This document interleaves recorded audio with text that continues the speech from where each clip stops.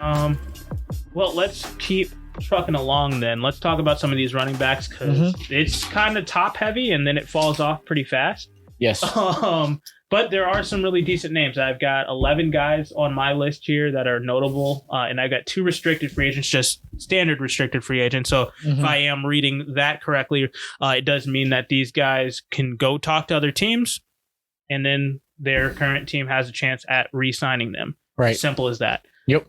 So let's start with the big fish, the guy that everybody is probably going to be clamoring for, Aaron Jones from Green Bay. How do you feel about him? What do you think that he should do? What's his market going to be? I think his market should be, if anybody needing a running back, I think he's going to be the sought after guy to go after. That's everybody's going to be going after him. I can't say he can name his price because running backs don't have as much leverage as they once did, just based on how the game is being played now. The only reason why I say that he probably could name his price is because he's still only 26. So if you keep him on a short-term deal, say a 3-year deal, I would say that any team would take that with him only because he's already proven himself. Even if he does fall off a little bit, it's a little bit, and he's going to be in the same realm as a lot of other running backs, just with maybe an extra $1 million, $2 million on that cap charge. Right. So I know that is a lot in this year, especially with the salary cap going down. But for any team that can't afford it, I think that he's going to be a really well sought after guy because he brought a whole new dynamic to Green Bay's offense when he took off, and I was very surprised that Green Bay didn't really latch onto him sooner. So you think, yeah, and the fact that he's a free agent, it's like, and I'm not hearing necessarily that he's coming back to Green Bay is quite a head scratcher for me. I think the only reason is because and I do know that the other Jamal Williams is also a free agent, but they drafted A.J. Dillon last year. And I know that Aaron Rodgers has gone to bat for A.J. Dillon time and time again. Okay. He really likes him as a kind of a bruiser back. And I think that Aaron Rodgers is operating under the impression that either Aaron Rodgers is about to get his deal completely restructured so that he has a lot more guaranteed money moving forward, or Green Bay is about to go really hard into getting him extra weapons on the offensive side of the ball. I think those are the only 2 options for Green Bay right now. So if they do end up losing Aaron Jones, they're going to go into the draft, get one of these other guys, maybe Travis Etienne, maybe some of these other running backs that are coming out of this draft, and then really get a young wide receiver and possibly still get another wide receiver because they do. I think they have Devin Funchess coming back next year because he took that COVID year. And then they've got a bevy of wide receivers in the free agency to go after. So Green Bay has a lot of options right now. So I think that if they're thinking that Aaron Jones might be a little bit too rich for them, they're happy going in with A.J. Dillon and whoever else they can find in the draft and in free agency. Yeah. I could see that because, like you said, they have A.J. Dillon, which they was trying to bring on the last couple weeks of the season. Yeah, he got a lot more touches towards the end of the year. Kind of screwed me over. Right. Still got Jamal Williams that's still there, and of course, Devin Funchess is coming back. Alan Lazar, who can more than likely will be re-signed. Yeah. And the question is, do they run it back or do they add something to it even more? I think they have to. I was gonna say Green Bay has shown to be more progressive in their movement, so they always add somebody else. But they didn't last year. That was a problem. That's the whole reason why Funchess was actually it. They just didn't add anybody beyond him. Yeah, but they even Funchess was like, okay, like that's you had Funchess and you had the rookie. I'm just going. These are what that's what L, and they brought in Robert Tonyan.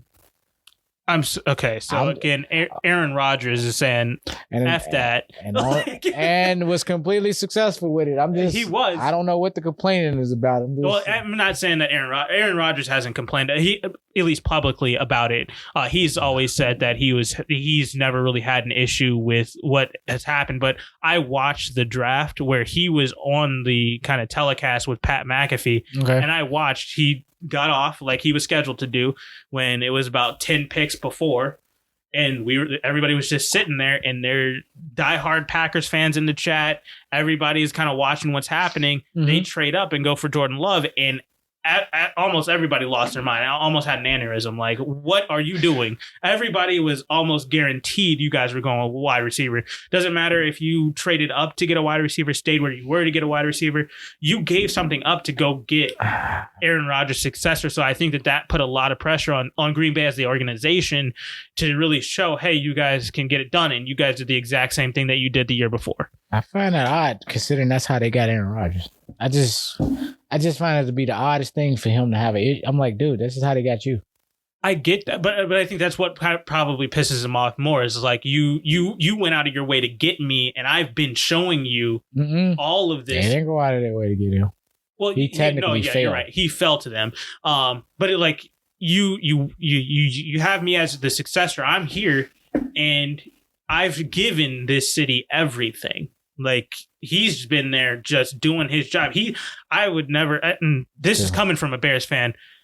Aaron Rodgers has done so much for Green Bay, and he's been quiet. He hasn't said anything. He's had those kind of outbursts where, oh, maybe he's a bad teammate. But once you talk to the other teammates, they're like, no, he's the greatest leader that we've ever had. He's this, that, and the other. Greg Jennings, he played with him and has said that he's one of the greatest leaders, and he has command of the locker room. Doesn't matter this, that, or the other. So what he's been able to offer Green Bay, the organization, and for them to just kind of basically spit in his eye and be like, we're drafting you're the next guy, instead of going in a very deep wide receiver draft and getting somebody that he could go and run it back with and come in and just kind of plug and play into this offense. You go ahead and draft his successor. He's pissed about that. And that was my whole point a couple of weeks ago when we were talking about biggest moments from the season.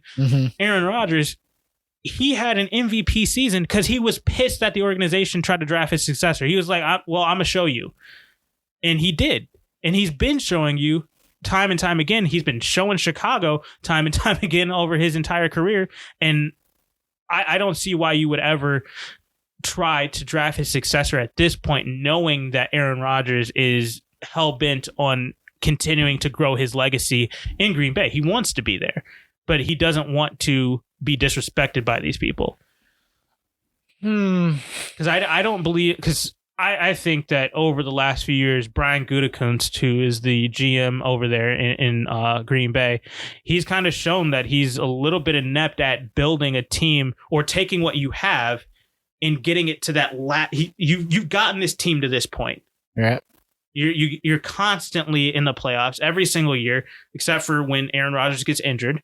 Okay. And then you're also always a contender. You're right there. You're either in the divisional round or you're in the NFC Championship game year after year. You got to get that last step. I understand. I've seen this already. I've seen it with Brett Favre. Aaron Rodgers, this story is, I mean, you know, let ESPN tell you the story. They'll tell you, oh my God, you've never seen anything like this before. Yes, I did. It was called Brett Favre. I mean, everything he's going through, it already had happened with him involved. I'm like, I don't understand.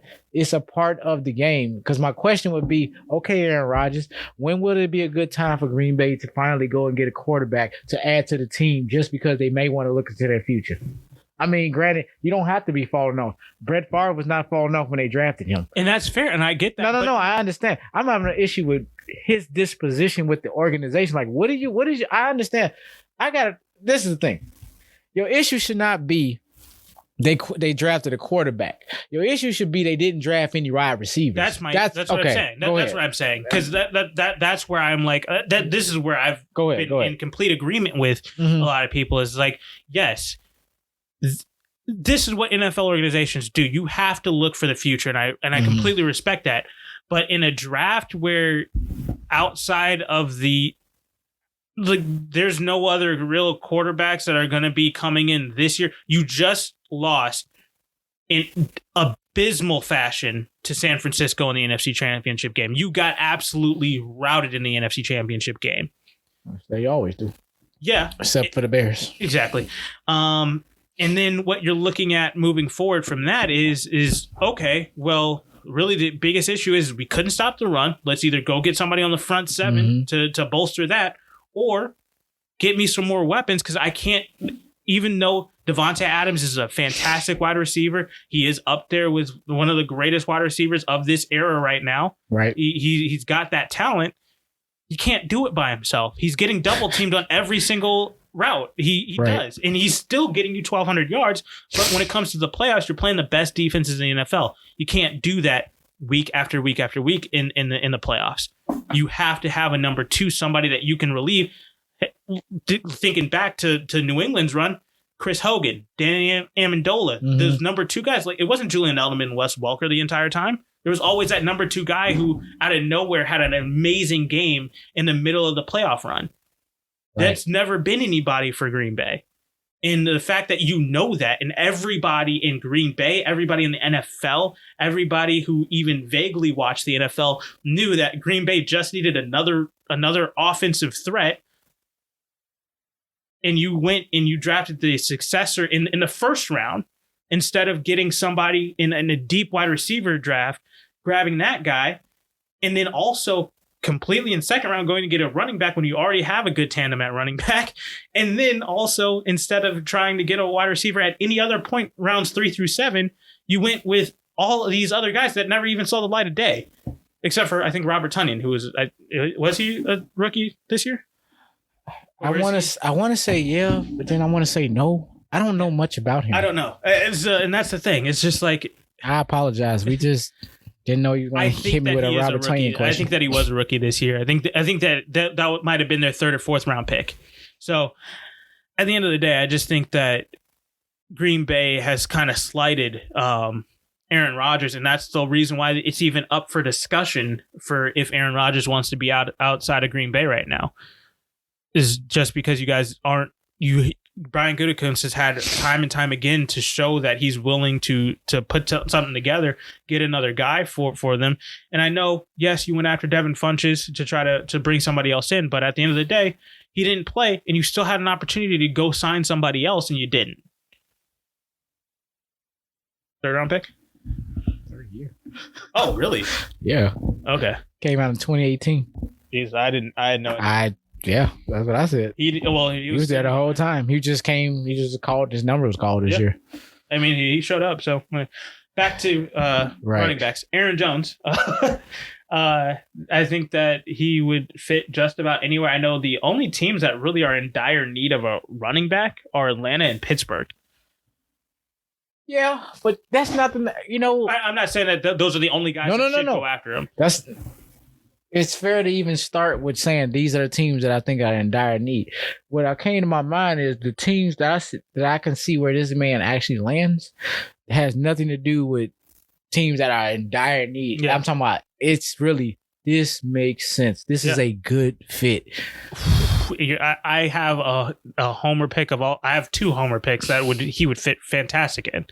Go. You got the floor. My hometown team, Chicago, I would love to see him there because I don't, and this is not to knock David Montgomery. I love David Montgomery. He has done fantastic with a horrible offensive line. And he's been able to have 1,000-yard season after 1,000-yard season, being behind Tariq Cohen. He was still able last year to play fantastic football. This year, he's getting everybody's best shot, and he's coming out and he's still putting up fantastic. He never goes down on the first touch. Like he's played fantastic football. I just don't think that he is an every down back like Aaron Jones is. I would love to have David Montgomery as that change of pace guy. That would be nice. And Aaron Jones could come in, and not to say that it's like a change of pace where Aaron Jones is a bruiser and now you have this elusive guy in David Montgomery. It's just David Montgomery's faster. He's a little bit shiftier. He plays that kind of like Le'Veon Bell style football where he's very patient with the football. He'll be a prototypical 3rd down back. Just a third, he can lay a hit on somebody. He's got those tree trunks of thighs that are gonna just drive through the grass, and he's gonna keep pushing the pile. Like I said, he doesn't go down on the first hit. He's super tough. Okay, and who else you got? And Kansas City.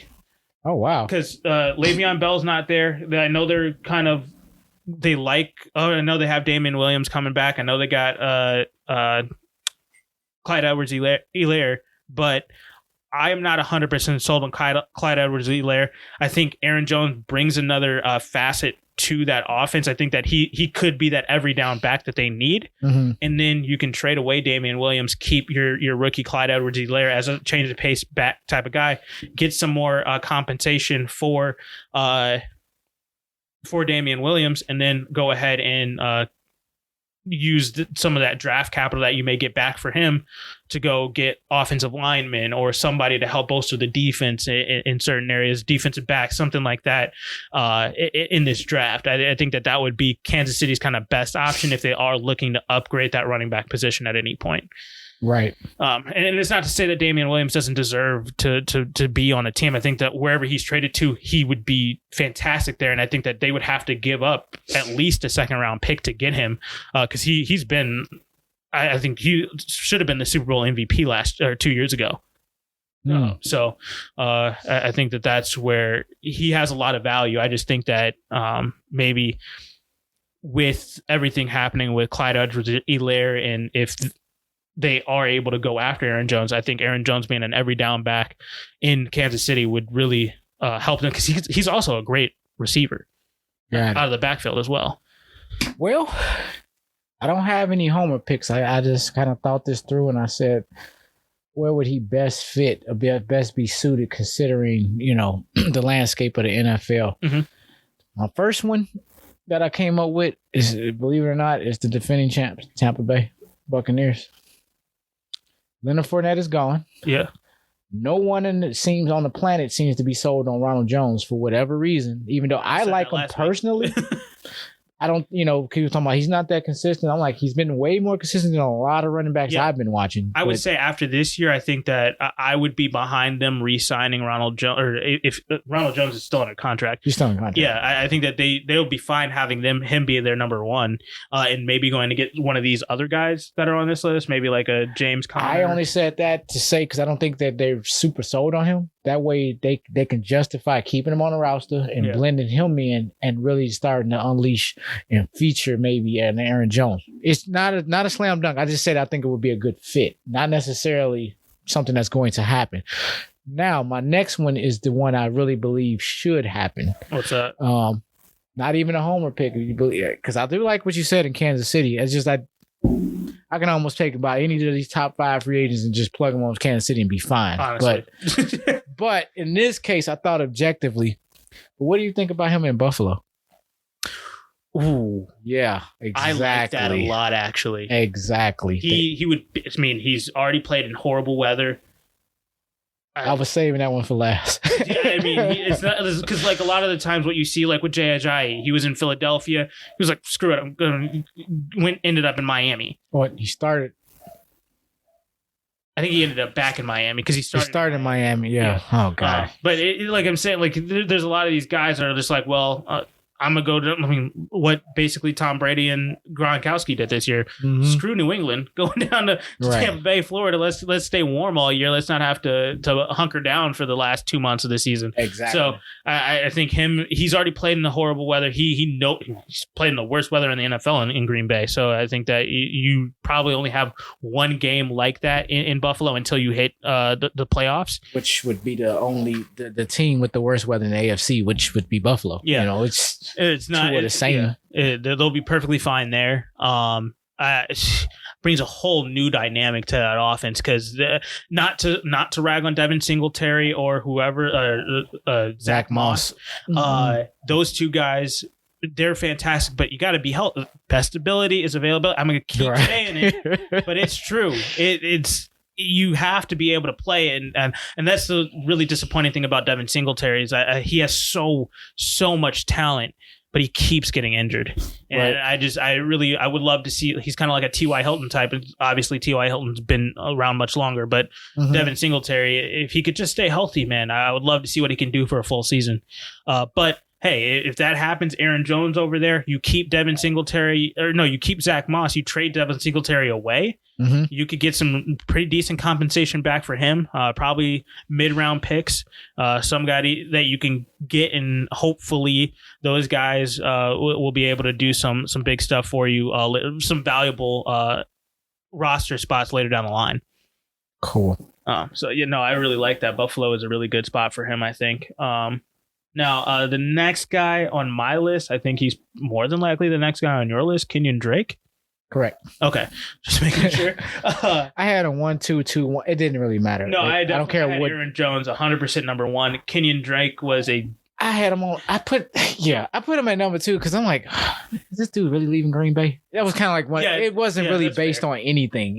We talking top performer, Aaron Jones. Moving on. Yeah, like I'm saying, but they'll like. After Kenyon Drake, it does fall off a little bit, and we'll get to that in a second. But Kenyon Drake, he is a free agent. He's 27, which I was shocked to learn that he was 27. I thought he was much younger than that. He was like 24, 25. Yeah, he's been around a little bit. Yeah, I realize that now. Dying in Miami. Yeah. So, but he's a free agent from Arizona.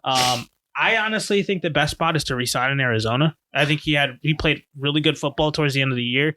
I think as everything is gelling here in Arizona, because this is a young team, he stays there for 2-3 more years. This team is going to be one of these teams that I think is going to be a sleeper next year to come and make it to the NFC playoffs. If he's smart, yes, stay in Arizona. You're looking to really play the market. If I was just playing, just devil's advocate, if it is, yeah. Go back to Miami. Just go back where you're comfortable. I don't think a new situation is going to work out for him personally. That's fair, but I kind of like the Miami angle to it too, because man, depending on what happens, I think Tua's kind of gotten a bad rap recently as the Desean Watson. He's getting a horrible rap, actually. I was like, in all honesty, he did nothing but his job. Miami's situation was horrible last year.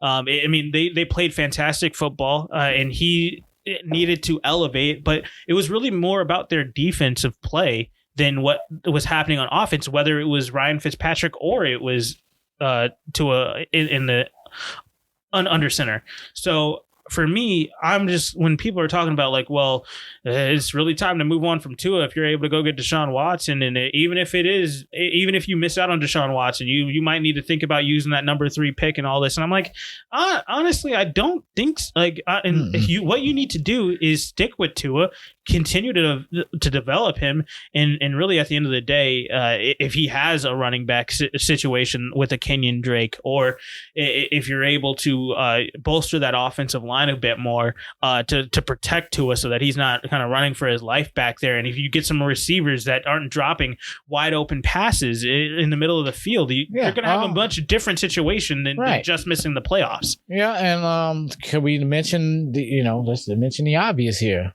And we start to get on, OTAs back and mini camps and actual preseason, and we're not that this is COVID season. Like it started way before the NFL season actually started. There's a lot of things that were missed out on, and that is a perfect sentiment for any of these rookie quarterbacks. I mean, I think it was an absolute shock that Justin Herbert played so well, and the reason why it was so shocking is because he literally only had 4 weeks of practice basically before he was in prime time playing, and it was 15-minute notice because it was a medical situation to Tyrod Taylor for him to start. So yeah, I mean, you hit the nail on the head with that. But I think that Miami's situation is going to be much different next year. Everybody's situation is going to be much different with being able to have OTAs and have preseason practices and whatnot. Yeah, but let's America, could we stop on the salary and the David? There was the big guy we were talking about. And we were all tanking for Tua 2 years ago. And thank you. And now you got him. And he's here. Let's have a little bit again. Patience, people. And your franchise has made a turn. Win across this year. Across. There has been no lose for Miami. You didn't make the playoff. That's the one thing you didn't do this year. Bill Belichick tree that actually worked this year. Brian Flores. Brian Flores has been fantastic. Did he win Coach of the Year this year, or did Sean McDermott win that? Oh, that's a good question. You have to pull that up. You have to pull that up. Come on, statistician. I'm sorry. Oh, no, it's Kevin Stefanski. Rightfully so. That's perfectly fine. But I think that Brian Flores definitely should. He was obviously in the conversation, but I think he should have been at least number 2 in that discussion. Honestly, I would probably take Brian Flores over Kevin Stefanski, but that's just me. Because I really think that with the Cleveland situation, it was last year. It was 100% Freddie Kitchens, which is an inept coach. That was an idiotic hire by Cleveland. But this is not a Cleveland ragging show, so let's move on. Number 3. Number 3, I have. Oh, this is not in order. I have Chris Carson. This is where I just stopped ranking them because all of a sudden I'm like, well, man, Chris Carson's still sitting there. I'm like. Move on. I agree with that. No, yeah, I think it's Chris 3. Carson. I mean, you got other guys like Gus Edwards and James Conner who are literally a year younger than him. And then you've got guys in his same age range with Todd Gurley and Philip Lindsay and Leonard Fortinet. But I'm going to take Chris Carson just because I think what he's been able to do behind Seattle's offensive line has been absolutely fantastic. Again, I wish he could stay healthy a little bit more. I wish you could play at least 12, 13, 14 games a season. But, which is why he's number 10 on my list. Gotcha. Just for injuries alone. Yeah. So I respect that. But I just think his upside being that he's 26. Through the roof. Yeah. He's got at least 3 more years. So if you get him on a pretty decent contract there, wherever he ends up going, he's going to play some really good football. And I think that this is going to be a situational thing, depending on where he goes. I don't think that he should go to Atlanta or Pittsburgh just because Pittsburgh's salary cap situation. You're not going to get paid what you deserve, first of all. And I don't think that you're going to be able to. I mean, his talent level, unfortunately, isn't going to be able to elevate Pittsburgh past where they are. In Atlanta, they're kind of in a rebuild mode. I think that he needs to move on to somebody who's already kind of primed and ready to have him come in, plug and play, and just go play football, run downhill, and stay as healthy as you possibly can. That's what he needs to focus on. I'm getting a strong premonition. Kansas City, San Francisco. Oh, no, I like that. Depending on what San Francisco. You have no idea why I said that. Why is that? Think about San Francisco's situation all last season with their run game. I mean, everybody's injured. He would just fit in. Oh, fair. No, that's funny. Okay, that's all I had. It was a sad joke. Yeah. Okay, moving on. I fit in perfect. If he can stay healthy, and they're moving on from Mostert and some other guys over there, whoever. Don't say that. Sorry. That is affecting my fantasy team. Oh, God. But if they are, then I think that Chris Carson would fit in well. Again, it's really just about them putting together an offensive line that can protect him and then open up some holes for him. And if he can stay healthy and not take as many hits in the backfield where they're just really teeing up ready to lay into him like they have been in Seattle, I think that will kind of change kind of the trajectory on how people look at Chris Carson. Because again, I'm watching Seattle week after week, and it's just looking like, well, man, he's never on the field, but that's always because when he is on the field, he's getting hit 1 yard from the line of scrimmage every single play. But he is kind of like one of those David Montgomery types where he's just not going to go down on that first touch. He's always going to do whatever he can to fight for extra yards. And that's what does tee him up to get those concussions or have a bum shoulder or twist an ankle here or there. So, I mean, it always comes with the territory. But do you have anything else to add on about Chris Carson at all? No, it's just the fact that his injuries, but at least it's good to know that his injuries are really only regimented to this past season. But his last 2 seasons have been solid. So. Yeah, for sure. You keep him healthy. We're talking top 2, top 3 back in the league. You know, he's arguably with anybody you can put up there. Yeah. He's for any of you fantasy buffs, he's always a tier 2 wide receiver. After those first 4 or 5 guys go off the board, he's right there to be talked about on getting taken in the 2nd round, 3rd round. Yep. So yeah, that's definitely one of those guys that I had to include. I would probably put Leonard Fortinet at the number 4 position then. That's funny. He is number 4 on my list, but I had a different number 3. But that doesn't matter. It's just funny. Sorry. Le'Veon Bell. See, I respect that, and I really hope that that's the case. But the reason why I have Le'Veon Bell so low is just because I honestly feel like with him being 28, he's up there. You're at that point where a lot of teams are going to be like, "Oh, you're past your prime," air quotes there, as you're 28 years old as a running back, and there's so much talent in the draft that it looks like he's going to end up after the draft just going to wherever he can be a backup. So that's not why I got him at 3. I looked at this and I'm like, considering what his talent was, if he could get in the right situation, I'm not saying Kansas City wasn't the right situation, but he was. I don't think he necessarily needs to be on a super team either. Where I say this, you don't necessarily need to be on a super team type offense that is not geared toward, or looking his way first, and he's not the focal point of that, because as you can see, we may see him play, we may not see him play. So, but his talent does not reflect that. And based on who he is, not so much, his situation, he was in the Jets. I'm like, I don't hold that against him. I'm like, because I don't see anyone transcending being playing for the Jets outside of our best rendition of Frank Gore. Timeout. Go ahead. Not the Jets.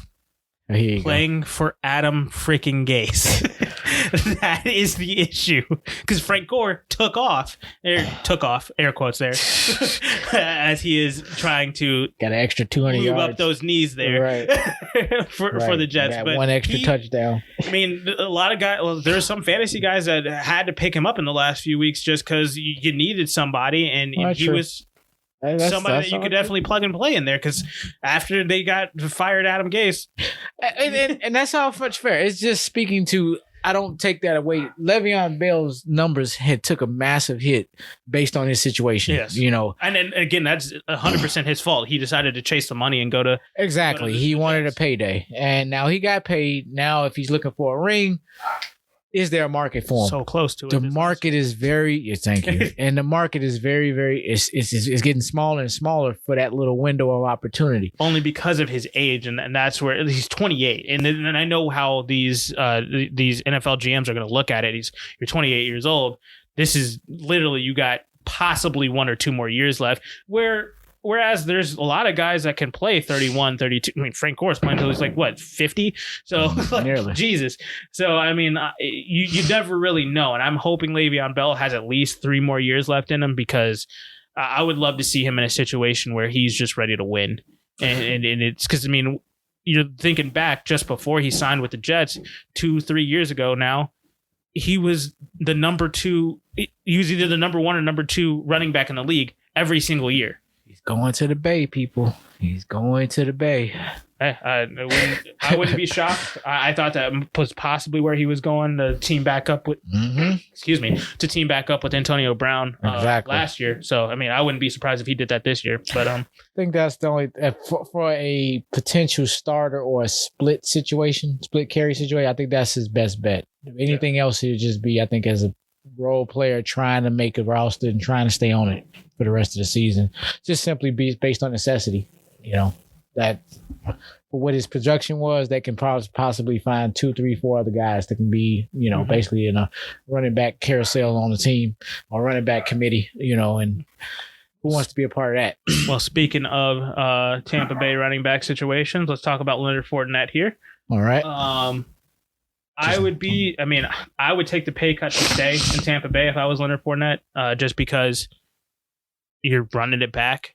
Let's go do whatever we can. But if he is looking to, hey, what I just did here in Tampa Bay, somebody needs to pay me and make me the number 1. I can see him doing that too. Maybe he tries it in Atlanta. He tries to revitalize that run game. Maybe I'm thinking he rolls the dice, or he either pulls the lever, and man, he runs the trifecta. That's what I think. Miami. Okay. He's a Florida guy. Stays in Florida. He never leaves. Yeah. He has a ring.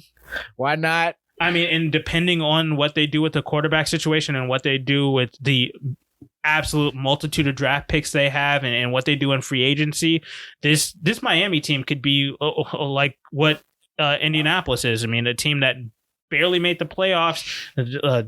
Miami barely missed the playoffs. Right. Next year, what are these teams going to be? I think that would be a good fit for him. I mean, depending on what Miami does to try to put themselves in position to take that next step. Now, with that, I do like that Atlanta call. I think that makes sense. That's solid. You can get your money. You can get paid. You're playing you're down south. You're in a dome. I would say if you are going to sign with Atlanta, he would have to wait. Only because you need to see what Atlanta builds right now, whether they trade away Matt Ryan and Julio Jones to try to get some draft compensation. And if that happens, you need to wait to see what they do with those draft picks. See what that team is looking like before you make that jump. Yes. But I think that there's a bevy of other situations he could go to. I mean, he could be that change of pace back for Chicago. Like I was saying earlier, I was coming down a team like Chicago even. I mean, he could go to Indianapolis, be that second guy for Jonathan Taylor. I mean, and that's what I mean. There's a market for him. Where I was saying like Le'Veon Bell, not so much, just based on slim one. Right. This one, he fits in a lot, quite a few more places. Number one guy, based off of what happened in Tampa Bay, he could try to play the market that way, or he could be like, hey, I don't care. I'm looking to win games. I will be your back. I will be your change of pace guy. Eventually, if I'm playing well enough, you can make me your number one option and make the other guy the change of pace guy. Or we looking like for a piece or two. I'll give you another interesting team, the Rams. Yeah, that works too. Man, him and Cam Akers. Exactly. Those two guys together are just, I love that. And whoever the third guy is, I forget his name. Malcolm Brown. Yeah, Malcolm Brown. Those two, having kind of running back by committee to keep everybody as healthy as possible. Oh yeah, and Henderson. It was Daryl Henderson. Daryl Henderson. Oh, he's probably that guy. But Malcolm Brown is actually a free agent right now. So Daryl Henderson is the one that's still there. Whoever it is, it really wouldn't matter because it would just be Cam Akers and Leonard Fortinet if that was the case. And then all honesty, exactly. So there's a huge market for Leonard Fortinet is what we're trying to say here. Now I want to talk about two younger guys really quickly here. I don't know who you have next up on your list, but you're not gonna believe this. But go ahead. Well, for me, it's James Conner. Who do you have? Wayne Gallman. He's not even on my list, so let's talk about it. Okay, Wayne Gallman. Saquon Barkley. Yeah. New York Giants. Yeah, Giants, not Jets. But yeah, Saquon Barkley goes down after, I don't know, after went to the restroom for one commercial break, came back. Saquon Barkley's out for the season. Like, thank you, Chicago, for doing that. That's about the one thing. It was a non-contact injury. Don't even... They didn't do anything to him. He was trying to cut on Kyle Fuller and busted that ACL wide open. I think they gave that dude some dirty looks. And I am not a Saquon Barkley fan. I am so sour on Saquon right now. For anybody listening, you have to take this with a grain of salt. This man took him at the number one or. In the first round. Was it the number one overall pick? Second pick? In standard and auction. Yeah. Very high. He took him in the first round. Number 2. And at the end of the day, his injury completely derailed his season in 2 different fantasy leagues. So just take that with a tiny grain of salt, what is coming out of Curtis Ford's mouth right now. So he goes down, and of course they immediately want to call the next man up, which is Dion Lewis, which I have no idea how Dion Lewis is the number 2 on the team, considering Dion Lewis has been the number 2 anywhere since he was in New England. He had a horrible tour in Tennessee. He comes over to New York. I remembered he was there, forgot he was there, remember it, then all of a sudden reintroduced him, and they resurfaced again. It was like, he gets his shot, does nothing, and then here comes in Wayne Gallman. This is not Wayne Gallman coming in for the first time. This is what Wayne Gallman does every year. He's that number 3 guy. He's that plug and play guy. You just put in like a little, spark plug that just kind of, anything to try to get the ball, to try to move the ball down the field. Did not have the greatest success over the last couple seasons. However, this year was his year. Yeah. And he came in, and I think he understood what was happening here. This was his his career was on the line. The Giants almost made the playoffs. Yes, they did. When this was all said and done, and a lot of this was given, I mean, through, of course, the Giants turning that defense turning cranking the pressure up, and Wayne Gallman, revitalizing that run game to at least get that play action pass going for Daniel Jones to some degree. You opened it up just a little bit, and this is where I take the New York situation and I'm looking at the Giants and I'm like, I can see why you would want to stick with Daniel Jones, just because if you have him in the right situation, you have a guy in the right situation, he can definitely take you to that next level if you have the pieces around him. And if Wayne Gallman is playing a solid piece, a solid spell there, or Saquon Barkley or whoever can stay healthy and be out there on the field the entire time, then you got a situation that's pretty nice there in New York. And they're one of those teams that are set up to kind of, hopefully, if they can keep their young core and put some other pieces around them, figure out what they can do with some of these aging vets, if they can offload some of these contracts and bring in some new blood, they could possibly be one of those teams that silently kind of kills the NFC and ends up in the playoffs. But, I mean, what's Wayne Gallman's age? He's 26, so he's young. He's young as all. He's very young. Yeah. And I mean, and piggybacking off what you're saying, the best fit for him is New York re-signing him. Yeah. Because you're gonna want an insurance policy for Saquon Barkley's what is it? His knee, ankle. I think it's an ACL. His feelings. I don't know. I don't know what got even got. It's your hurt. Feelings and his knee. My feelings. Gosh, oh man, this is like sign Wayne. Oh my goodness, if I'm New York, I'm all in on Wayne Gallman. Yeah, I respect that. I think that Wayne Gallman definitely would bring a different. He continues to bring that consistency to that New York run game. I think that they would need to at least have one more guy. I think that New York needs to do a 3 running back system, only because you need to figure out. You need that contingency plan for Saquon. He's been injured 2 years in a row now. So you really need to make sure that you have that insurance policy. I'm really interested to see what New York does with Saquon after this season. I think that's aggressive. A little on a super. I agree with it, but from an NFL standpoint, right? I would crank the volume down just a little bit to the fact that Saquon has somewhat lost the featured back role, and that they go to split carries. We got because I think that's what I was saying. Because I think Gallman at least earned the right to get half the snaps or half the carries until Saquon can.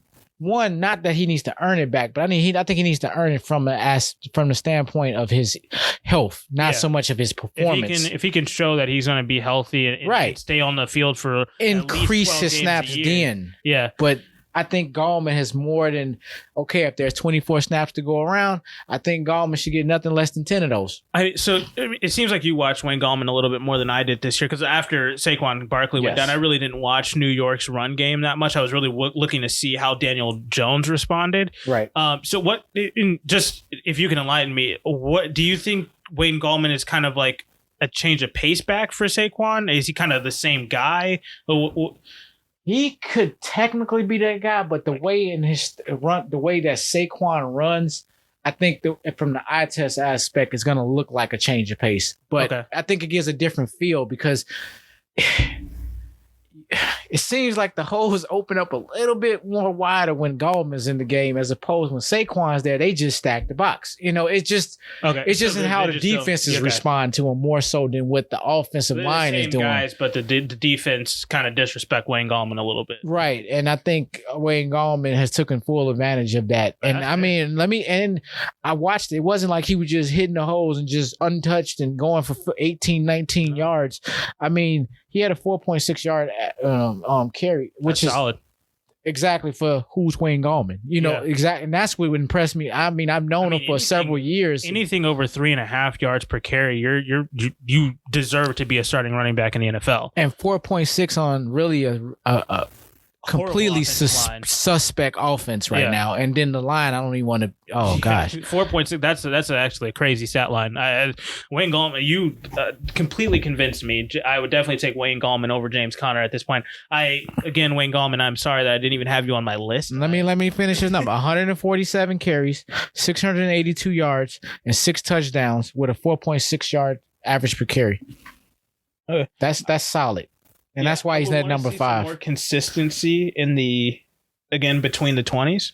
Right. Get a little bit more yardage. Not even more consistency. I would probably hope to see, and this is probably more suited to their offensive line. Right. Is just New York needs this. They just need more big plays. I was gonna say, could we please be fair? This was the Giants. Yeah, that's what I'm saying. 682 yards is like 1,600 yards, really. Yeah, no, this is not to rag on because 147 carries and 682 yards. A lot of people would be like, anywhere else, that was okay. You're a number 2 running back in the NFL. Right. But in all honesty, with that 4.6 yards per carry, you're really looking at a guy who I think New York has a lot to. They really need to fix that offensive line, just because. Not even for just Wayne Gallman or for Saquon's sake. Mm-hmm. They really need to do it for the offense as a whole. Because if Daniel Jones could have a second to think in the pocket and not have to feel like he needs to scramble so much, because he's not really built. You saw his quirky little run back when he played Philadelphia earlier on in the year, and he stumbled away to the 10-yard line when he had a clear path to the end zone. Right. You're looking at a guy who's not really a runner, but he can run. It's kind of like it's like Matthew Stafford. He's a guy who has the athletic ability to move out of the pocket, but you don't want to have to rely on that for any given down. That's really I like Wayne Gallman being in that situation there. I think that re-signing him to stay in New York with the Giants there, that's definitely a good situation for him. If he is looking to go get his money, there's a bevy of places he can go. All right, let's not get stay too much on. We're probably boring people with Wayne Gallman, but that's how we giving it to you. You wanted the numbers, you wanted the inside story. Look, this is it. Wayne Gallman, this is where the value is at. Well, let's talk about the 2 restricted free agents here. We got Gus Edwards out of Baltimore, who had a pretty decent season. Not make my list. Go ahead. But that's because he's restricted free agent is why he didn't make my list. But Gus Edwards had a pretty decent season. I know they ended up drafting J.K. Dobbins, which I wish they would have used him a little bit more. In all honesty, you brought up Gus Edwards. He actually, if this like when because it's a nice segue. I think when you say Wayne Gallman, I think of this guy. They're almost the same. Yeah. If that's a good way for you to try to think about who Wayne Gallman is, think about Gus Edwards. Yeah. And so, with Baltimore, I wish they would have used both J.K. Dobbins and Gus Edwards just a bit more this season. Right. I know they were really hampered with COVID situation and dealing with some injuries here or there, and then they're really kind of focusing on trying to develop Lamar Jackson. But I feel like if the run game can be extended for the Baltimore a little bit more, not to be so reliant on Lamar Jackson as a runner and really rely on their running backs a bit more, because obviously the other Baltimore running back, Mark Ingram, he's an unrestricted free agent as well this year, so he's going to be available on the market. But Gus Edwards, man, I just think that his situation, he's one of these guys that I think if they can open up that run game a little bit more for him, he can probably take it to that next level and really kind of take off over the next few years. Well, 144 carries, 723 yards, and 6 touchdowns. Yeah, just like Gallman, and he had 5 yards per carry. Yeah, like I said, these dudes are almost the same, and like you've seen one, you've seen the other. I think that whoever signs him, Baltimore needs to match it and keep him. I think I would be shocked if he didn't try to get his money this year. Right. Because at this point, whatever the offer sheet is, I think Baltimore has to match it and keep him on the roster. Because I don't think that they can do it with J.K. Dobbins. Okay. So that's that. And then the other restricted free agent, Philip Lindsay, out of Denver. Yes. So he undrafted free agent goes to Denver, had a fantastic rookie year, was up there in the running for rookie of the year, and then kind of had a pretty silent third season. His second season, really, he kind of, I ended up drafting on a fantasy team because I saw him his rookie year and I was like, this dude is going to take over. Then they had some offensive line injuries and the whole Drew Lock situation. What are they going to do here? Didn't really work out. Didn't have a fantastic second year. Third year last year, kind of going back and forth with Melvin Ingram. No, Melvin Gordon. Sorry, that's who it was. Going back and forth with him, it didn't kind of pan out. So I'm kind of wishy-washy on Philip Lindsay. I really don't know exactly where he would fit if he does have that kind of it factor, or if he really. What do you think of him? I mean, apart from his one injured year. Well, that had to be a second year, right? No, this is the year that just passed. Oh, yeah. That's why Melvin Gordon did get more of the touches right toward the end. Yeah. And that's only because he was splitting with Melvin Gordon. I mean, he's coming off his worst season of 3 years, of his 3 years career. But it was plagued with injury, plus he was splitting carries, plus there's the offensive line issues, plus there's a quarterback changes. There was just a lot going on in Denver. So it's not really what was going on with Phil Lindsay as opposed to what was going on with Denver as a whole. But do you think Denver would want to try to sign him to whatever offer sheet is there, or where do you think he would fall in that situation? Being that he's restricted, I think it's in Denver's best interest to at least, I guess, set a number in their mind as to where they're willing to let him go, keep or let him go.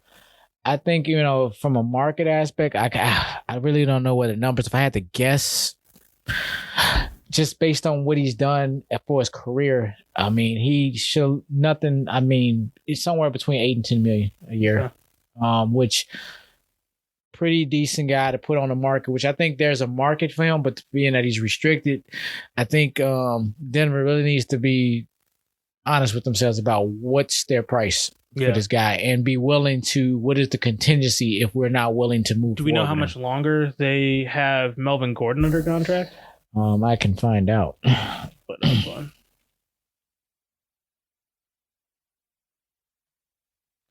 Let's see here. But I think I think it's probably going to be more in his interest to be re-signed back in Denver, because whatever it is going to be at the market value. I don't think somebody's going to underpay him or going to underbid him, which would be kind of like trying to help Denver out, Yeah. Well, so Melvin Gordon has a cap hit of $9 million this year, just under $9 million, and this is his last year. He only signed a 2-year deal with Denver. So, I mean, he only have one more year. I would say you possibly try to trade Melvin Gordon, clear up that cap space, or as much cap space as it would give you. I think then his dead money hit would be $6.5 million. And they may be actually that can be a viable option based on, they may not be too sold on what this split carry thing was, and it did work to a degree, but it didn't seem like that was where it just didn't look that the offense looks so. That's not the nucleus of where they running their offense. It's not through this run game. It's supposed to be complementing it, but it seemed like it consumed their offense. Like that was all they kept talking about, was because of that poor quarterback play, they had to focus more on the run. And I'm like, I don't think that's what they want their identity to be. I think they want to be more balanced with their pass game. So like, as you were saying, Melvin Gordon would be he would be the one to be able to get the assets back to actually build around that offensive line, to build around Philip Lindsay. Because I think Philip Lindsay was, he's been solid all the way up until this year. So the question is it COVID? Was it no OTAs and no mini camps? There's so many questions. Was it Melvin? Because Melvin Gordon's there as well. It could be was it all of the above. We got all these rookie wide receivers. We got all these young quarterbacks, and it's just Denver is just in that. They're just one of these young teams, so they need to really ask themselves, what direction do they really want to go in? And because they really have all the keys, they just need to figure out what direction that is. So they're a little bit in flux right now, but it's the off season. I mean, this is what they have this time to figure it out. I mean, thank goodness they have to figure it out. I don't have to figure it out for them. Situation right now, it shocks me that they're in the running for Desean Watson because they're such in flux. Like, I really feel like Houston kind of missed on the whole Desean Watson situation because I feel like Indianapolis really would have been the best where you could have got a lot of assets back for him there. Obviously they still have the opportunity to trade him to Miami and New York and get a lot of assets back. But outside of that,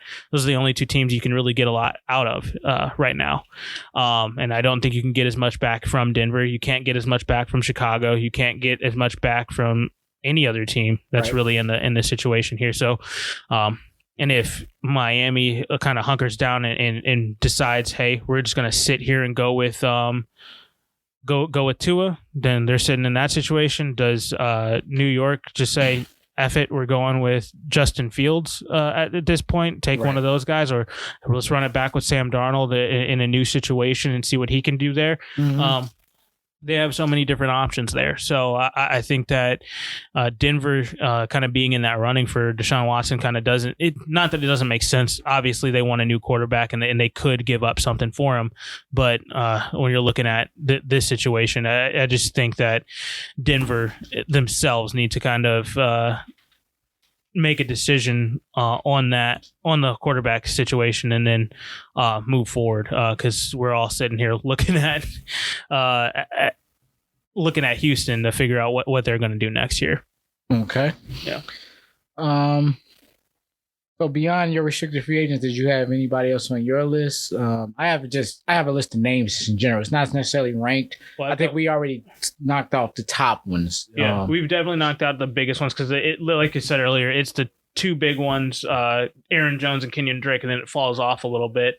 The restricted free agents are going to be hard to get because it looks like whatever the offer sheet's going to be, they're going to the Baltimore and Denver are going to sign those. And keep their guys. You've got the younger guys in James Conner and Chris Carson as some definitely viable options. Looking at kind of the older side, we talked about Le'Veon Bell and we've talked about Mark Ingram for a second here. Do you think Mark Ingram's going to kind of hang him up after this, or where do you think his market value is going to be? I would say... I think him retiring is a possibility because I don't think he made a decision just yet. Yeah. But I wouldn't be surprised if he retired. If he came back, I see him coming on some kind of 1-year deal, quasi, i.e. Frank Gore type campaign, just kind of a journeyman, just kind of bouncing around. Yeah. Trying to find a spot. So to answer your question, what's a good spot for him? Where he will fit well. Well, I'm very easy as let's not reinvent the wheel. And considering what his market is and where he's at in his career, I should say. Yeah. If I would just go on a limb, I would say, man, go back to New Orleans. Yeah, I think Latavius Murray is gone, if I'm not mistaken. I don't know if he's a free agent. I don't. Quote me on that. I'm not entirely sure. He definitely possibly can be. He's not on my list. He's not on mine either. I don't know why. Why am I? Something was going on over there in New Orleans where I'm like. But even if Latavius Murray is still there, Mark Ingram backing him up would still be a pretty decent situation. Because obviously you got AK-41 over there. He's definitely going to be one of those guys that is going to. Mark Ingram, I don't think, demands the amount of touches as he did before he left behind Alvin Kamara. So Yeah, exactly. I mean, he could, even if he's the number 3, he could be the third down back, or he can be the change. Well, I wouldn't say he's the change of pace. He can't be the change of pace back. No, he wouldn't be that. He'd be the third down back, or just the other back. Yeah, exactly. But I mean, it'd be nice to see him go back there. I mean, depending on what's happening with the quarterback situation as well, though. Right. So we always got to watch out for that. And then the other guy that I have on here, I have 2 more. I mean, Atlanta is in need of a running back because Todd Gurley is now gone. So your thoughts on Todd Gurley? If I'm Atlanta, I'm not re-signing him. Not that I think he's bad for me. I don't think it was a good fit for either party. I think it looked good at the beginning. You know, like they got to feel each other out. They got to see if it worked. I think we realized it don't work. You know, and I think on both. That you know, I see it. I think they had this outlook. They had these expectations for both parties, and it just didn't get fulfilled. They did not reach their goals, you know, and it wasn't it was solely because of what Todd Gurley did or did not do, or it was solely because of what Atlanta did or did not provide him. It was just collectively, it just didn't seem to work out. But it didn't work out in Atlanta. This year was kind of a bust, you know. And now he's a free agent. Questionable knee tendonitis issues. He's way at the back of my list. Based on, and I take injuries. I got a newfound respect for injuries. It is the ultimate trump card to anything. Yeah. Anything you got going on. Oh my God, we got the super team. We are building it. We got everything in place. Okay, it only take a sprained ankle. City? They lost most of their offensive line, 4 guys. Out of a 53-man roster, you lose 4 starters on the offensive line, and boom. You lose the wrong 4. Yeah. That's all it takes. Yeah. You know, it's ridiculous. And you see what you've seen. You know, no, that's fair. So it comes with that kind of sentiment for me. But I do like him. He's on my list, but I mean, he's at 15 for me. Okay. I have 14 guys ahead of him that if I had to, I probably would choose before him. It's not necessarily ranked in that order, but he's not at the top. It's not like, oh, I just forgot to put him at the top of my list. No, there's some other options. I think based on where he goes will determine his value. His value fluctuates based on where he's at. It's not just wherever he's at, he's the 15th ranked guy that I think that's available. No. In some cases, he can be the number 3, number 4 guy, giving him putting in the right situation. Once again, look, we could use almost Kansas City and Tampa Bay almost in any one of these circumstances, and it looks good. Because look, if Leonard Fortinet can go to Tampa Bay and look good, I think Todd Gurley can limp his way over there, fall in the end zone several times, which he had a better season, by the way.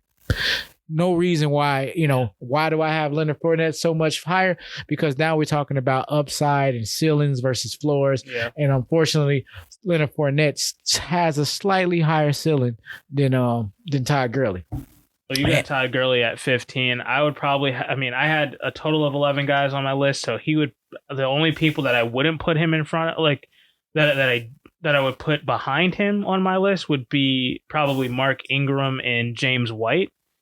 We can get to James White in a second here. Yeah, make sure we get him next. Yeah, but I would probably have to bump him down one more because like I said earlier, I forgot to put Wayne Gallman on my list. So I would probably have Todd Gurley as number 10 in this free agency class. But let's talk about James White for a second here. He's 29 years old, so he's right in that situation where he's one of those older backs. Once you hit 30, your career is basically over. Do you think he goes back to New England, or does he try to go chase a ring with Tom Brady down in Tampa Bay, or where would he fit, or does he retire? Does he call it a career?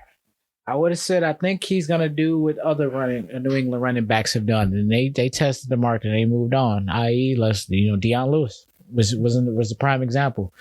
Deion Lewis was James White, or James White was Deion Lewis at one point. Yeah. So let's fast forward it.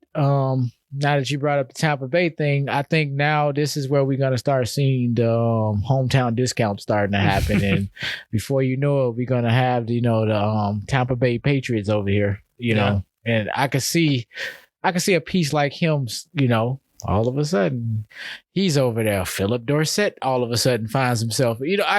I'm not saying this is happening. I have no sources telling me. I don't think he's going to do the Tampa Bay route. In all honesty, I just think that he'd probably do the Dion Lewis thing, or didn't Dion Lewis end up in Detroit? Probably. Yeah, I think he's going to go to a team that's in need of need of a running back, put him as the number one, and just. I mean, they're not going anywhere. And that was going to be the point, because for like a Dion Lewis, they were finally getting they're getting their payday. Yeah. So they already had the championships. He already got a ring. So I don't think he's going to ring a Super Bowl MVP as well, but went to Tom Brady. Yeah, we're not going to, I'm not going to dwell on it. I mean, him and Leonard Fortinet got something to talk about now. Just saying. But with that being said, I see him more being a journeyman. I said I can see him going to Tampa Bay, just kind of trying to, bum off a ring if they was able to convince him to come over there. But I see him taking a payday and going somewhere to kind of like pretty much revitalize his career, and I think he wants to play some more years and wants to play at that competitive level. And he's already won a title. He's done all that. So I don't think he's necessarily ring chasing at this point. I will tell you, I think he's going to chase that payday though, if it's best way as possible. But I didn't really rank him. He's just on my list because he. Do you have anybody else on the list? Oh yes. I'll run down the names, and then if you want to talk about any one of them, we can just pick one and go. But I'll run them off. So I got Jamal Williams from Green Bay. Definitely James Conner, Carlos Hyde, Tevin Coleman. My dark horse, no one talked about, because you thought Saquon Barkley got out of the season quickly. This guy must have left even faster. Marlon Mack. Okay, yeah. Oh, remember that guy? We got two guys to talk about them. Okay, let's start with James Conner, because he is still on my list. Here. Okay. So I know you have a history with James Conner. You have some thoughts and ideas on him in the Pittsburgh situation. You're not keen on him, but so I mean, just where do you think his market value is going to be at? Like who's going to be in the market for him? Where should he be looking to try to go? If just from a hunch based on. You might get a suitor or two that's willing to overpay for him just because they're desperate and they need sell tickets and they're gonna need some big name to kind of push ticket sales. When I say mid-range type,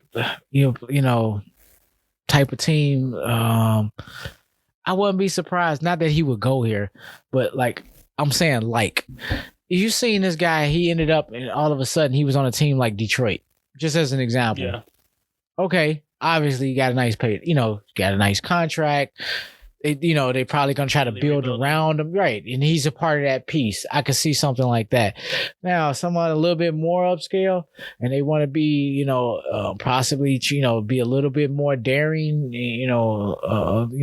Just kind of,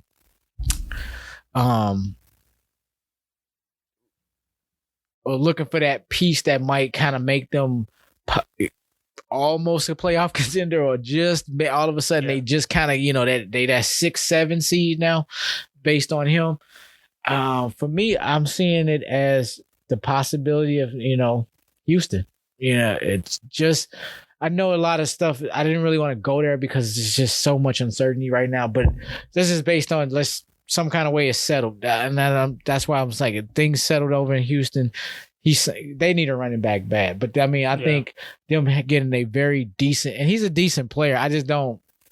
He's not my flavor, but I think his talent is good enough to help a team like that, though. Desperately. His upside is the fact that he's only 25. He's an unrestricted free agent. You're not going to have to haggle Pittsburgh for him. He's on the market. So everybody's going to have to bid for him. He hasn't been re-signed. So there's going to be open competition to go get him. I think after the dust settles with a few of these other guys, he's going to be one of those young guys that a lot of people are looking like, okay, well, he's young. not the greatest last season, but he's shown some signs of life. Mm-hmm. Can he be the number one featured back? Let's take a flyer on him, and let's just not make him the focal point of our offense wherever he goes. So I think that's kind of where he's going to flourish. I'm not exactly sure what team that's going to be, though. It can honestly be just about anyone. I don't know if Houston's going to be. I don't know if anybody's going to talk to Houston this year, just because you don't know who the quarterback is. Right, and I use them as it's a bad example right now because it's just too much uncertainty. Because we at the end of the day, when all this smoke's clear, unless the deal involves what I'm about to say, at the beginning and the end of the day, they're gonna need to upgrade their run game. That David Johnson is not enough. David Johnson needs help. I'm not saying David Johnson is done. Yeah. He just can't be the featured back. That's not. We are long from them days now, and David Johnson needs to come to terms with that. I hope Houston has come to terms with that because there's no reason to waste away this man's last few seasons based on trying to, play him out of his character, to the point where you play him out of his character and all of a sudden he's injured and he's done, and never to be seen again. But with that being said, there's still, you said it earlier, Atlanta, perfect situation for a guy like him, okay. And I'm saying he's a young guy. Yeah, he has some injury issues, questionable run style, whatever, but Atlanta is looking for an identity. I think it's something like that, and a spot like that where, the organization don't really know what they want to do. I don't even know if James Conner know what he wants to do. I don't have a real good feel for him, but I could see a new situation like that working out for him. Now, with that being said, Aaron Jones blockbuster deal doesn't work out. There is Buffalo. Yeah. But is Buffalo willing to pay that kind of money for the services of James Conner as opposed to staying with what they have? I don't think you have to pay James Conner the same money that you would Aaron Jones. No. That's what I was getting at. As in comparison to what you would have to pay for Aaron Jones, are you comfortable with? I don't think you have to pay as much, but I don't think he's at the bottom of the list either. He's kind of still second tier kind of type of contract range. Where that's the question I'm asking. I don't know where Buffalo is on their cap situation. So do they want to pour that much money into one player? Buffalo doesn't know where their cap. Nobody knows what the cap's going to be, and that's why you can't really talk about these guys going specifically to this place or that place because you don't know what that number is going to be. We're hoping that we get that number in the first week of March at least, just so that not just we, but NFL teams can start to go ahead and say, hey, this is what we've got. We got a budget. This is how much we already have. And this is what we've already signed guys on the roster to. This is how much we have left over. And to figure out what the free agency period is going to look like, we're going to see who needs to restructure some contracts here or there. And hopefully that can get done in a very quick fashion. So then by the time we are getting to the free agency actually kicking off, we know what everybody's set number is and exactly how much they can go ahead into getting that all wrapped up here. So, okay. Who's your other name? Marlon Mack. So that was the other that was the only other guy that I really wanted to talk about. I think with the situation down in Indianapolis, he's going to be a guy I would really like to see him in Chicago. He wouldn't cost as much as some of these other guys here, in my opinion, but I do think that he has an upside. Just being that the only reason why he's kind of been looked over is because he's had 1 year of injuries, which is this past season. Up until then, he was that number one guy, and Nyheim Hines was the one having to back him up. Right. And now we got Jonathan Taylor, and now Nyheim Hines is backing that guy up. So I think that he doesn't really have a spot in Indianapolis anymore. Obviously, they've prepared to move on from him. So, I mean, where do you think Marlon Mack's market value is going to be at? Or his market itself, not his value. I think he's going to be one of the more underrated running backs that get signed wherever he goes. I think he's a mid-range second tier running back. I do too, with great value. Just that I don't think I don't have a feel that the NFL is looking at him. Yeah. Like, I think whoever gets him, I think they're getting him at a bargain. For sure. I do like the fact that you said Chicago, because that did cross my mind. Like, I think Chicago can really sneak this pick through and this guy and just get them and up. it's not going to hamper their cap situation. Not at all. And be that nice number 2. He can be that change of pace guy. He possibly could be the number 1 back if he's back to full health. Exactly. And, and if they, a split carries between, Montgomery and Mack, I'll take that. And if they choose to want to bring Cohen back or keep Cohen on the team and use him some kind of way and use all 3 of these guys. Okay, now we're in business. That's when a Trubisky can be on your team because you're giving him weapons. You're giving him options, something to work with where it's not solely on his arm. Not going to sit here and harp on Chicago. I just said that to make a point. Yeah. But I give it over to you. Yeah, no, that perfectly works. And so, I think that there's just so many possibilities there. And I just think that Marlon Mack in Chicago would be a really, really good fit. It makes almost too much sense.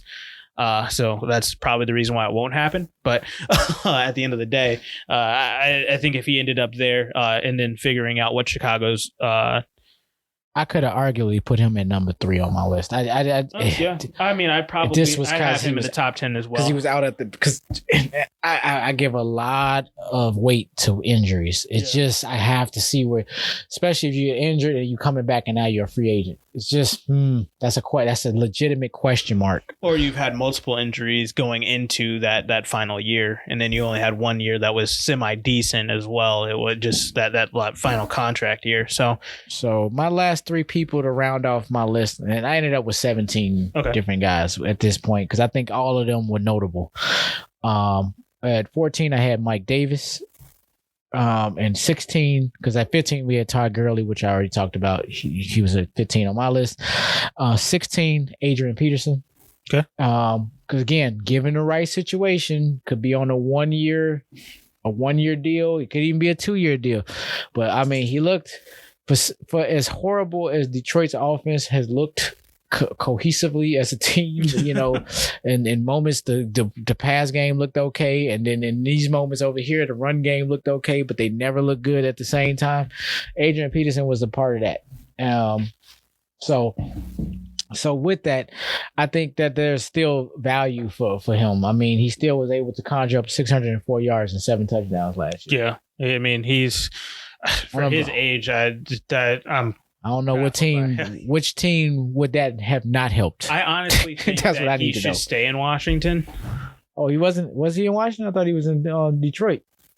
Oh yeah, remember he left. He used to be. He moved. I would like to see him back in Washington. It almost seemed like he was in the same team. Yeah. when he was on both of them. It's like it's the same guy. It's really dependent on what Washington does, though, because if Washington ends up moving off of Alex Smith, which it seems like they're about to do, and then if they move off Alex Smith, Chicago needs to jump on that as well. He could be another guy that they're able to go after. But again, not talking about Chicago right now. I need to move on. But it's just with the Washington situation, I don't see why they would want to move off of Alex Smith. Maybe they don't, and maybe they keep him as a backup because we discussed this. I think, and we may have discussed this last week. Yeah. But I'll say this again. Do not rule out the idea or the possibility of Cam Newton coming back to reunite with Ron Rivera. I think we touched on that briefly last week. Yeah. And with that, if Alex Smith, I think, will be a good insurance policy, which I wouldn't be sold on getting rid of him. He's still under contract. So, yeah. But do you want him as your starter? And I said that to say, as I'm saying, I'm hearing the voice in my head. Do we want Cam as a starter? Exactly. I don't know. I think Alex Smith has a lot to give still. The way that he played he basically carried that Washington team back into the playoff conversation, got them there, and then all of a sudden another injury keeps him out from playing in the playoffs. Just imagine. That was a pretty tight game up until the last quarter with Washington and Tampa Bay. We could be talking about Tampa Bay in a whole different light if Alex Smith was in that game. So right. It's up for discussion. I think Alex Smith is one of those guys he still has quite a bit left to give the game. But if he's ready to call it quits and be done, then I guess so, but I just don't think Washington should move off of him just yet. I think that they should give him that opportunity to be the starting quarterback for this year. Have Taylor Heineke back him up. Kyle Allen, free agent. Okay. He's gone. Oh, okay. So then never mind that anyway. Which is why I keep bringing up Cam Newton. But I don't think that they need 3 quarterbacks. If you have Alex Smith and Taylor Heineke, I think that they're fine. Taylor Heineke, yeah. Okay. I mean, and it's fine. I don't have an opinion actually. I was like, that's. I have to think about that one. All right, well, let's quickly wrap up I think we're going to turn this into a 2-parter. We'll talk about the defense next week, but before we sign off for this week, I do want to quickly get through offensive line and tight ends, kind of all into one. There's quite a few teams that need to bolster their offensive lines, whether it's guard play, tackle play, interior line, whatever it is. But there's really only a few. I know you're not big on offensive line names. No, exactly. But for any buffs out there, I think the big names that are out there, Joe Thuney out of New England, he's the offensive guard. Trent Williams from San Francisco, Russell Okung, Alex Mack from Atlanta, and then you got Alejandro Villanueva out of Pittsburgh, J.R. Sweezy in Arizona, and then I have one more on here. Where is it? David Andrews, the center for New England as well, is a free agent. So these guys, I think definitely Joe Thuney and David Andrews from New England should be a couple of guys that are really sought after, just because the way that they've played and protected Tom Brady for so long. That's been fantastic. And then we'll also jump into with Pittsburgh as well. I think Alejandro Villanueva being a tackle that is leaving, possibly could retire, but more than likely will try to get one more contract somewhere else. That's going to hamper Pittsburgh just a little bit, and in the protection game for Ben Roethlisberger, depending on if they even keep Ben Roethlisberger. There's so much QB movement that hasn't happened yet, so there's so much uncertainty there that it's really just kind of up in the air. These are just some big names that are going to be out there that I think need to be people need to keep an eye out and for. Stories we're going to be revising over time. No, this is going to be something where I feel like for us, we're going to be continuously every week bringing up some big deal that happens, whether it's a trade or something. And then once free agency officially starts and we have those big names start to roll off, that first episode that week, that's going to be a big one. So yes. We're going to be rolling off a lot of names, a lot of ideas. Fun. And I can't wait till we start doing some kind of division preview episodes as well. I mean, there's going to be a lot of stuff that are going to come out of here. But quickly, I only have 4 tight ends. Do you want to just run through that really quickly? Sure. Let's go with your 4. I have a list of 10. The 10 does not matter. Just whatever the 4 is. Let's just go off that. Sorry, I have 5. So really the 2 big ones. Gronk technically is a free agent this year. Yep. But he's already talked about re-signing with Tampa Bay and figuring out how that's going to work. He's not going anywhere else. So the only big one that I have he's super young. He's 26 years old. Hunter Henry. Of course. He's got the injury history, and I know that's number one on my list. Oh, I was going to say he's probably pretty low on your list due to the injuries. But, no, he's number 1. There's not many other people. There's no other tight ends. Exactly. I would take him in a heartbeat if he's Chicago, please. Yes. I was going to say, because if we're moving off of Jimmy Graham, he's retiring possibly after Kansas City. I mean, take 2. Why not? I mean, man. Travis Kelce and Henry. I'm going as a super fan mode right now, but no, seriously, there's a market for this guy, and I think Chicago, there's a real viable spot for him. Yeah, doing that dual tight end set with Hunter Henry and Cole Kmet, because I think a lot of people from the Chicago tree here just haven't really given Cole Kmet his due. I know a lot of people are big on young guys like TJ Hawkinson, but you got to remember, tight ends and wide receivers, I mean, unless you're a first-round wide receiver, you really don't have a fantastic first year. Right. Most of the time, your first year, you have to learn the complete new language of their offense. You have to learn their whole route tree, and you have to figure out, especially if you're at a team that's a little bit unstable, where you have different offensive coordinators, different head coaches year to year. It takes you a little bit of time to figure it out.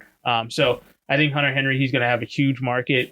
He's going to be the biggest tight end out there, in my opinion. And so it's going to be interesting to see where he goes. The oldest tight end on my list is Jared Cook out of New Orleans. He actually made your list? That's interesting. Okay. Big drop in the playoffs, but do you think he's going to retire? I think there's a good chance. And that the reason why he didn't make my list is like I don't know what he was going to do. Yeah. And it was more like an asterisk, but he didn't make my list based on that. Not anybody who hadn't made a decision yet on what they were going to do, I put him in there, but I think he's going to retire. I don't see there really being too much of a market there for him. Right. I don't see any team kind of going out of their way to sign him. At the end of the day, if he doesn't retire, and he is just a free agent sitting there after the dust settles with the draft, and then that second wave of free agents that happens after the drafts. Right. After that settles, if he still says, I want to play, I want to be on a roster, he can be the number 3 tight end on somebody's roster, but I don't think he's going to be anywhere. I don't think that anybody's going to be clamoring to try to get him before any other big position they need to fill. Okay. Now, I got 2 Tylers to round out my list. The number 1 that I have is Tyler Croft. He's 28 years old, out of Buffalo. Do you think he just returns? I think so. I struggle with him making my list to the conclusion that he did not make my final cut. And it's just more of I'm seeing him more on a downcline, and I'm not exactly sure.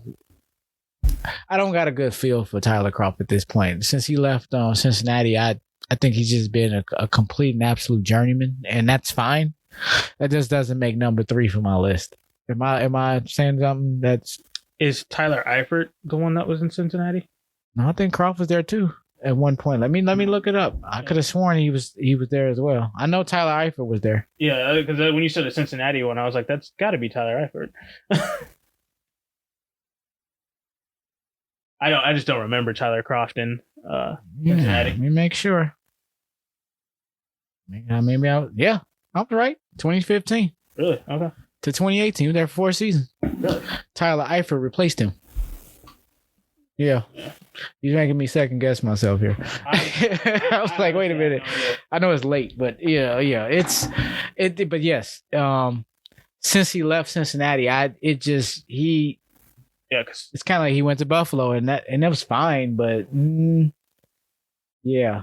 And if you really look at his stat lines, it's like he's every other year type, These are tight end numbers. So he didn't make number 3. That's all I was really getting at. He didn't make my top 10 list, and this is the only list that I've had that only actually had 10 names. I could have went further, but he would have eventually got on my list. He could have top 15-ish, sure. But with that being said, my idea of him, I think to answer your question, I think he's just going to re-sign with Buffalo. Yeah, I think that's the best fit for him. Just the situation in Buffalo is way too good right now. I just don't see him going anywhere else. Right.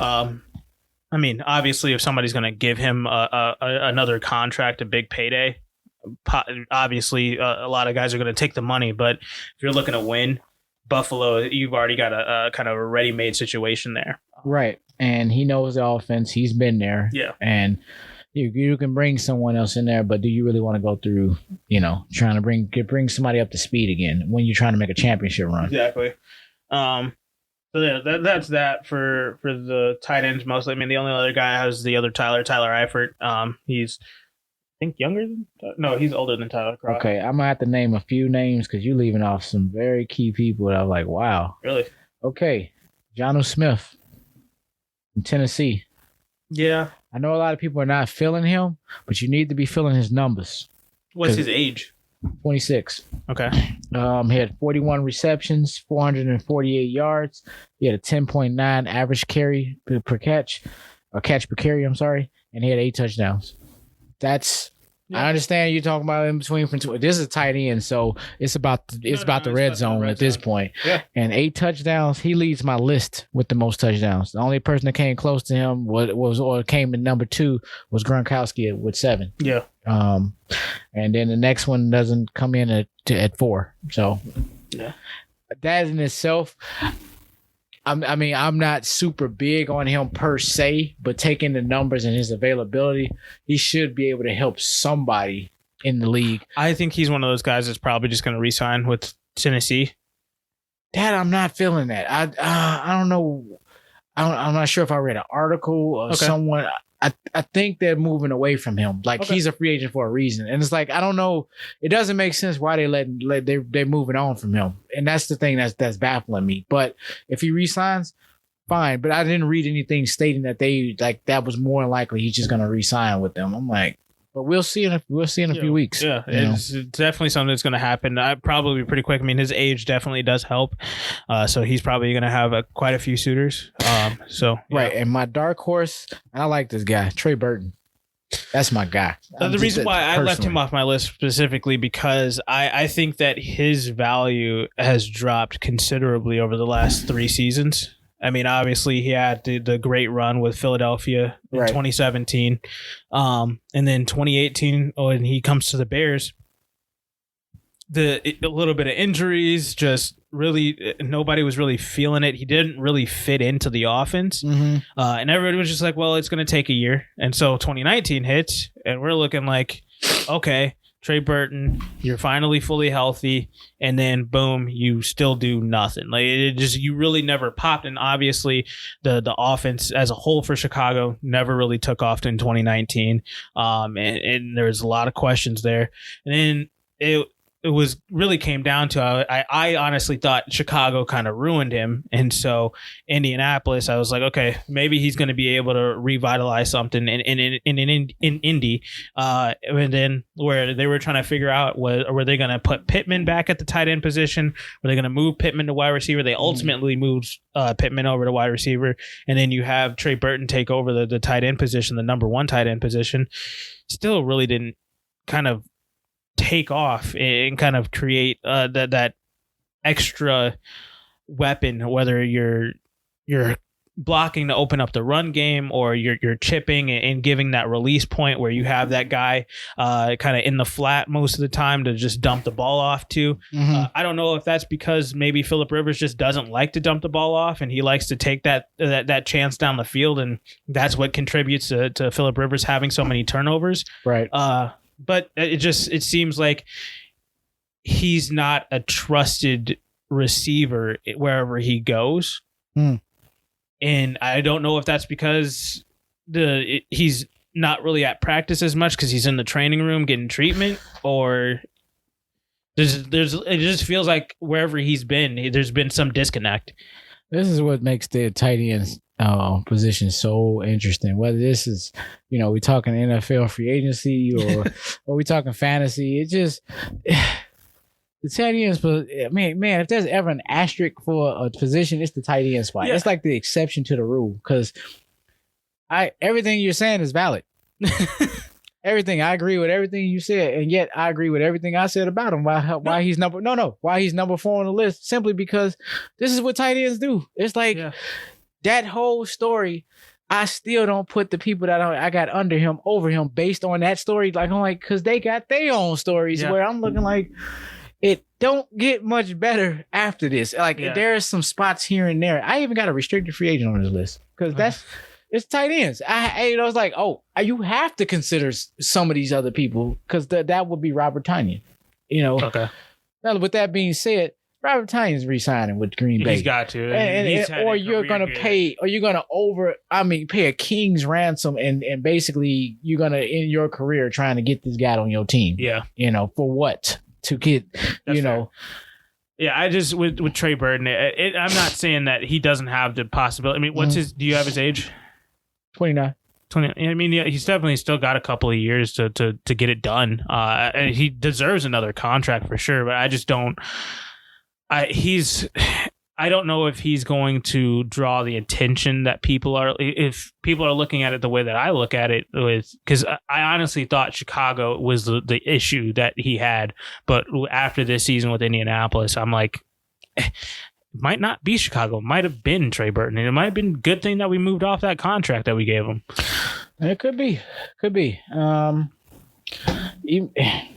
Could be. And he's just on the list. Yeah. Just, the tight end class kind of falls off immediately after Hunter Henry. I mean, obviously Rob Gronkowski is huge, but he's clearly staying in Tampa Bay. So it's really just Hunter Henry. And I put him on the list just for the hell of it.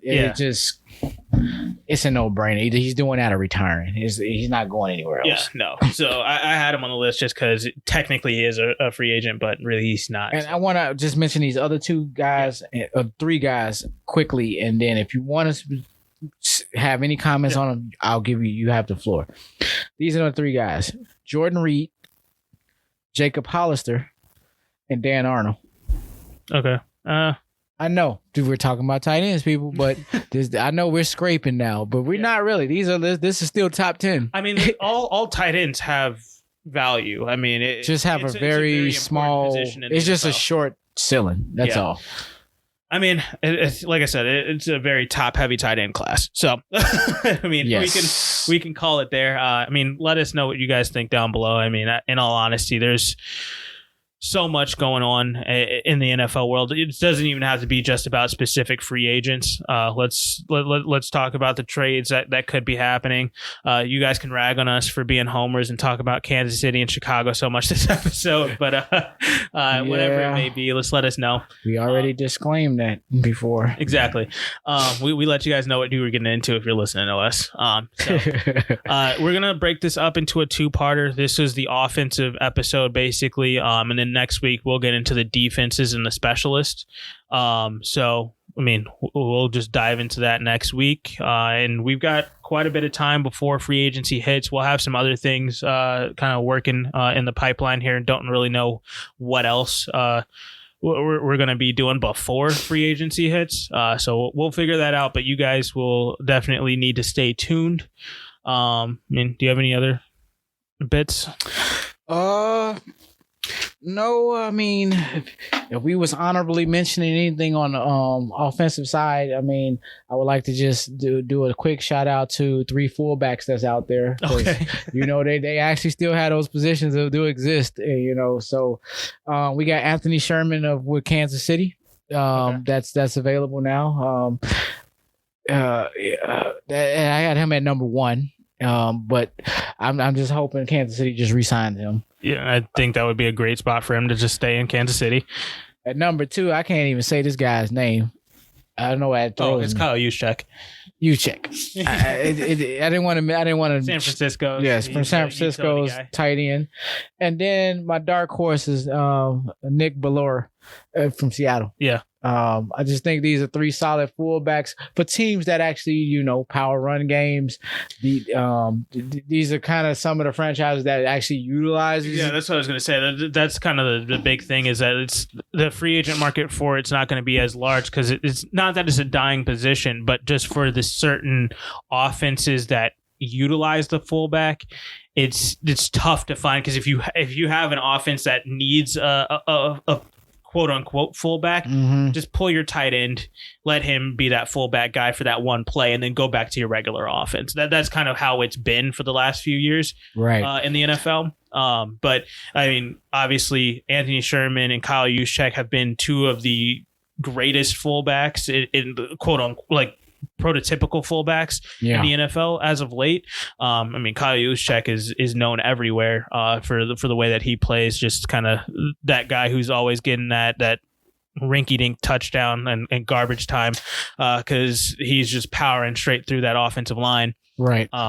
But then you also have Anthony Sherman, who's kind of that gadget guy he's got quite a bit of speed for the frame that he has. So, I mean, definitely those are some guys that are going to be that could be well sought after, but it just seems like there's not many offensive schemes that are in the NFL right now that utilize him. And if you do have a fullback, you're definitely integrating him into you have those types of guys, the Kyle Juszczyks and the Anthony Shermans of the world. Right. And so your offense is already tailored to that. So I think that they more than likely are going to stay where they are unless they're going to move on and kind of call it a career there. So, right.